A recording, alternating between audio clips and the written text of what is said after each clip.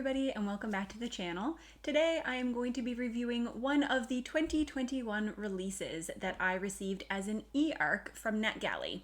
So this book is The Hand of the Sun King by J.T. Greathouse, and this is a book that's going to come out a little bit later in the summer, in August, I believe. But there were no stipulations around when I could release this review. Sometimes they tell you to wait until 2 weeks before the release or a month before, etc. But this one I only have to do a spoiler-free review. So hopefully, after watching this, some of you will be interested in this book and will go on to want to pick it up when it releases later this summer. I'm going to format this for people who are new to the channel. Welcome. I'm going to format this a little bit or the same as my previous reviews, which will be to give a little bit of a rundown of the book, so not much more than you would get from reading the back cover, obviously avoiding spoilers, and then just talk about the elements of the book that I tend to focus on, like the characters, the prose, and the world building. And by world building, I mean various things such as the magic system, the history, the landscape, the atmosphere, all of those different things that come together to really set the tone of the novel. So just to give you a short synopsis of this book, this is the story of a young man named Wen Alder. And Wen is being raised in the Siamese Empire. So this is an empire that has kind of slowly been expanding over the continent, over the past number of years. And he lives in a country that was formerly known as Nayen, but has now since become a part of this empire. And Alder comes from a family that is very conflicted. So on his father's side, he can trace his ancestry all the way back to one of the hands of the emperor. So the hand of the emperor is kind of like his closest advisor, the person who helps him carry out his will, who is privy to the type of magic that the emperor wields. And this is obviously a very coveted place in the society in which he lives. Then, to contrast, on the other side of his family, his mom is a native Nayeni who has assimilated to Siamese culture and tries very hard to make sure that none of her heritage comes out. So she has very much stifled herself and is trying her best to fit into this culture.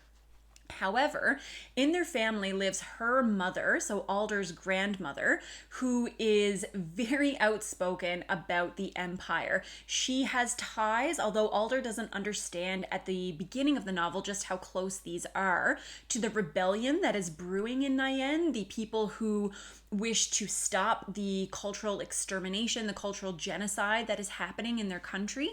And she has very strong beliefs. She's very tied to the Nayeni culture, to the Nayeni religion, and to the Nayeni source of magic.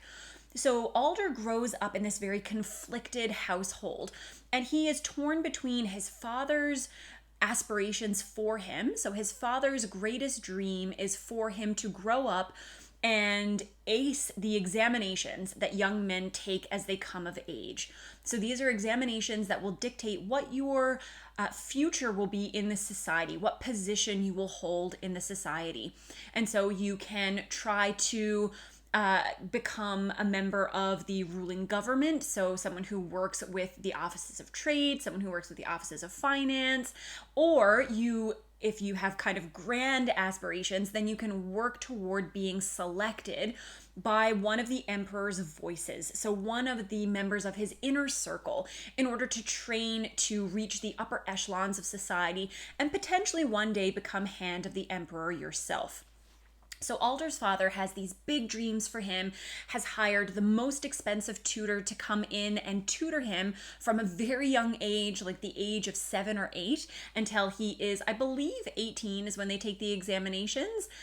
So to train him over that period of 10 years to become as adept as he can in all of the various facets that are important to Siamese culture and all the things that they value and they prize.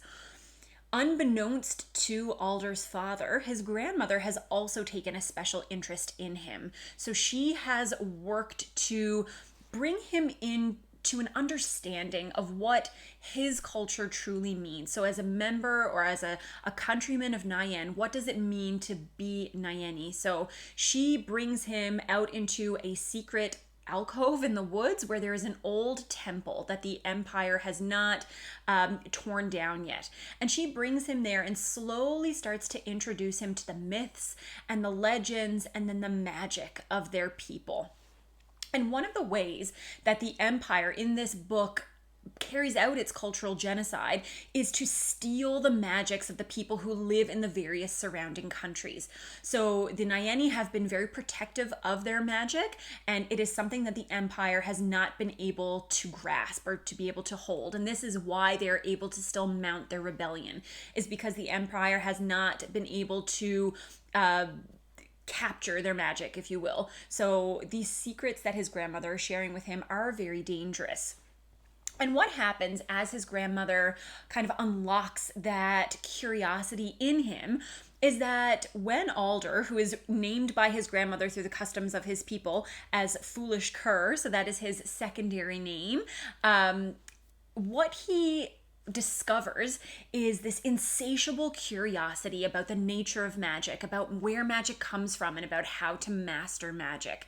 And instead of that inspiring a sense of filial loyalty or a sense of strong civic duty toward either his father or his grandmother, what he begins to dream of is the opportunity to create a third path for himself, somewhere where he can be free of the reach of the emperor, where he can be free of the expectations of his people, and he can just live his life the way that he wants to. So that is how the story really opens up, and that is what propels us through the narrative. To talk about the book, I think you need to talk about the character of Wen Alder, or Foolish Cur. I'm going to call him Alder throughout the review because that is the name that he uses through the majority of the book, and it's easier than kind of giving him that double name every time. But we see Alder at the beginning of the book when he's very young and he has this spiritual or intellectual awakening. And we follow him as he works hard to study for the Empire's examinations because he understands that this is his best chance of getting more exposure to magic. It is very dangerous for his grandmother to teach him more, and there are conflicts between him and his grandmother that I don't want to get into, but do play a role in the choices that he decides to make as a young man. So we watch him as he studies very hard for this examination. He is a very driven, he's very bright, he's very verbally intelligent. He's able to see the patterns in other people's behaviors and try to manipulate them or nudge them to get what he wants. And this is a skill that is very prized in the Empire. They put a lot of weight on an understanding of the classics, of being able to compose intricate poetry and being able to engage in these battles of the wits. This is something that is prized very highly, and it is something that comes naturally to Alder.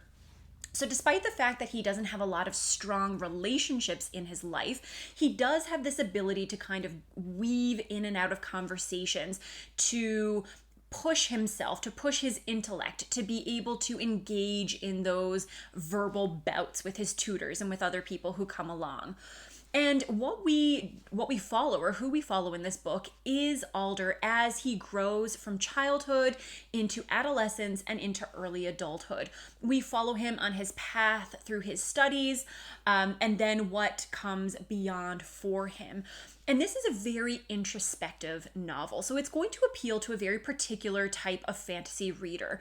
You really need to enjoy character-driven novels to enjoy this book. If character-driven studies are not something that you're interested in, then I would be hesitant to recommend this to you, because we spend the whole novel inside Alder's head. And it is a very difficult place to be sometimes because he is very indecisive. And this is something that is pointed out by other characters along the course of the novel, and it impacts his life in various ways. We have a young man who's very bright, who has been given all the privileges befitting his station, who is very ambitious, but finds it very difficult to decide what it is exactly that he believes in or what it is that he wants. And so he is a very indecisive character. He's someone that we need to follow as he takes steps and missteps, as he makes mistakes, as he makes decisions that seem very strange in the context of the world that he lives in, and we are along for every step of that journey. I really enjoy books like this, even if I don't always like the character that I'm following. I like following them throughout their life as long as what's happening feels true and realistic. And in my opinion, it does here. This Alder can be a very frustrating character, and there were times when I was very irritated at the choices that he made, or the things that he was doing, or the things that he thought. But I did think that he was a very compelling character. There's a lot of discussion. We don't get to see how Alder feels and what he believes through his actions. So there is also a lot of telling as opposed to showing, because we spend so much time in Alder's head. And his path to self-actualization is very long and meandering, so it can be difficult in that sense. But I overall, I thought that it was a very satisfying journey. And the conclusion of his journey did make me feel that there are lots of opportunities in the next book in this series for the author to expand and for us to be able to see through Alder's actions some of the beliefs that he now has and the path that he's kind of set himself on. So I do think that this is a foundational novel. I think that there is a lot of bricklaying here, and a lot of that happens internally because we're getting Alder's internal struggle. What that means, though, is that, at least in my opinion, we don't get very many well-drawn secondary characters. This is a very personal novel, a very intimate novel. And unfortunately, I think that the various characters who populate the pages, the most important of whom are Alder's tutor, Alder's grandmother, and then some of the major influences that he kind of attains once he gets through that examination period. And I don't want to talk about those too much because I don't want to give away anything about the book. But we'll just say some of the friends, some of the enemies that he makes along the way are characters that could be very interesting and very compelling, but we only get to know them as they interact with Alder. We only know them as the grandmother or the friend. And I don't feel that they get a lot of opportunity to grow outside of those very restrictive roles. So when there are scenes that I think are supposed to be very emotional, that show us a turning point in Alder's life, to me, everything felt very intellectual, very rational. And this is because I think Alder is an intellectualizer. Those are his psychological defenses. He does intellectualize, he does rationalize. He is not an incredibly emotional person. So I didn't feel incredibly attached to the secondary characters in this book. And when they had their triumphs or when there were really sad moments, it didn't elicit that emotion out of me. So that is one of the places where I felt that the book could use a little bit of work, but I do think that there's lots of opportunity for growth in that arena as the series goes on. One area where I think that this novel really had the opportunity to shine is in its prose. The prose here is very beautiful, it's very rich, but very accessible. It is not in any way overly stylized. This is not purple prose. It's just very smooth, fluid prose that propels you through the narrative. These intensely character-focused stories can be heavy sometimes, and if you have a very formal or stilted or archaic type of prose, then I think that can make them a lot harder to get into. But here, this is very, like I said, the best way that I can describe it is fluid. And I think that fits with the story itself because there's a lot of emphasis in this story on the written word. And not just the written word as we read it, but as we write it. So there is an emphasis on handwriting and on calligraphy and those smooth motions. And I think that the prose fits that very well. It is almost liquid in the way that it carries you through the narrative. And I just thought that it was really enjoyable. It added an extra layer to the story and really made me want to keep reading. This was a very easy book for me to just keep turning the page and turning the page. And it's not very long, so it doesn't take a lot of time to get through.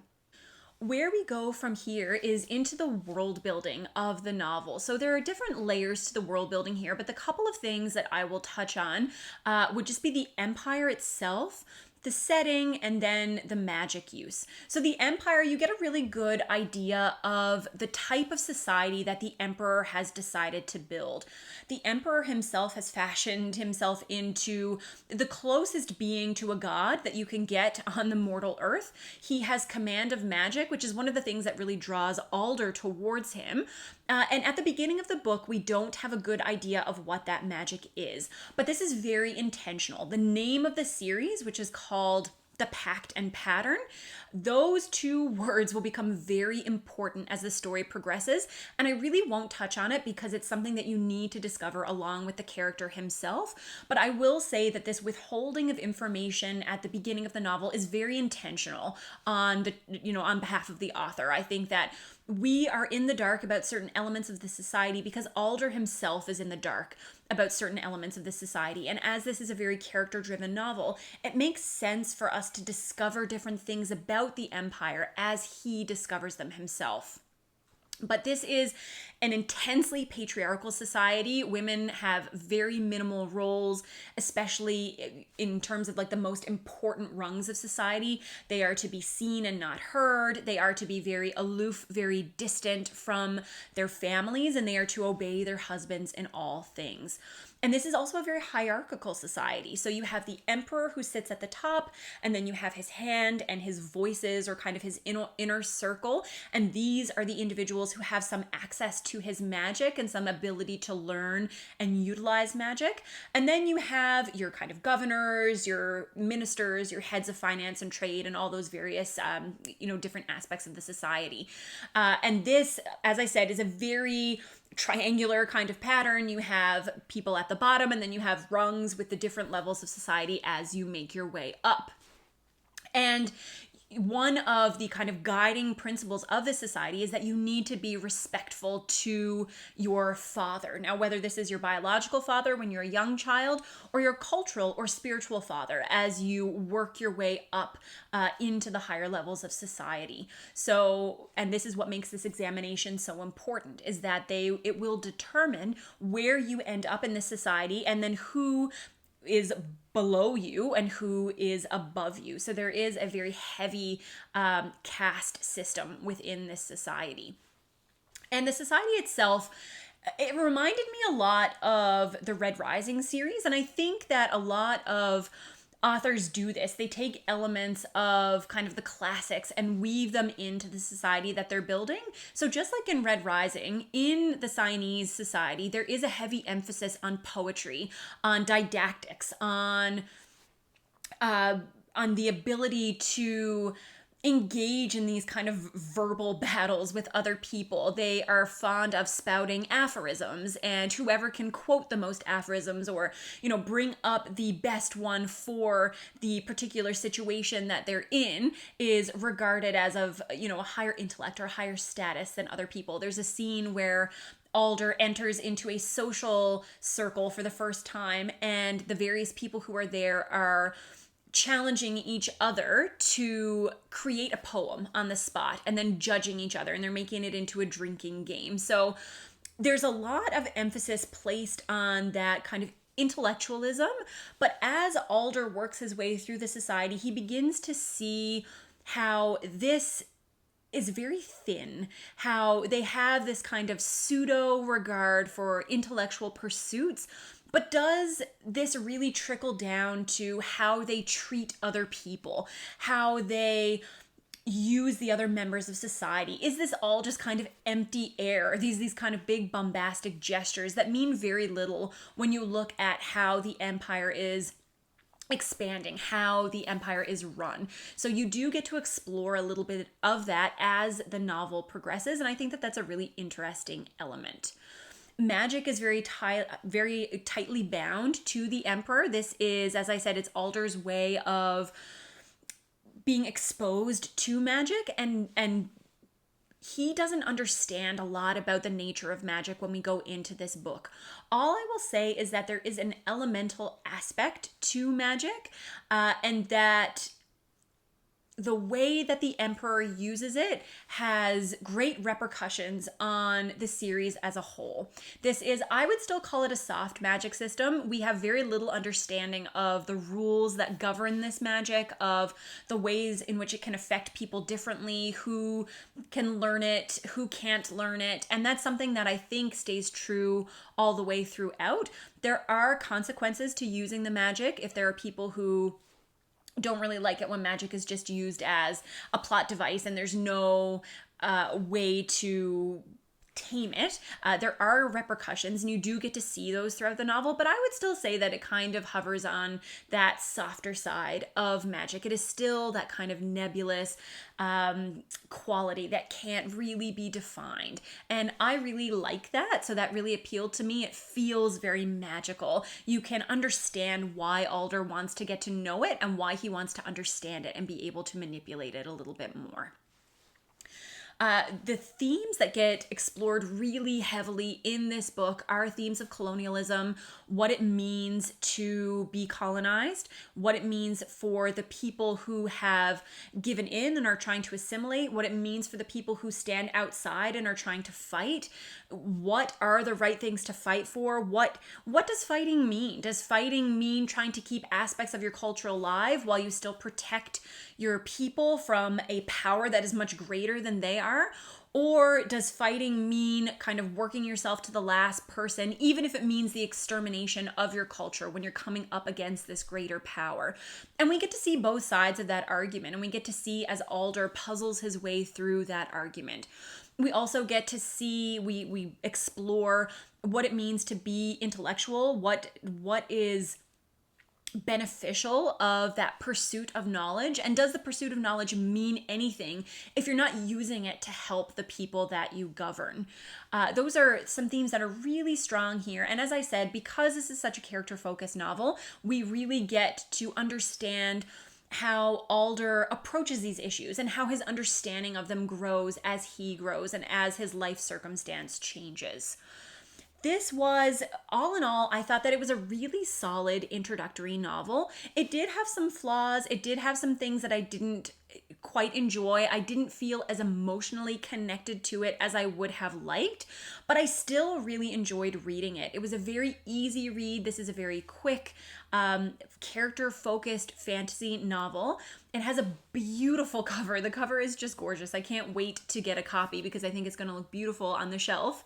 And I do think that this was able to lay a very strong foundation for where the book can go from here.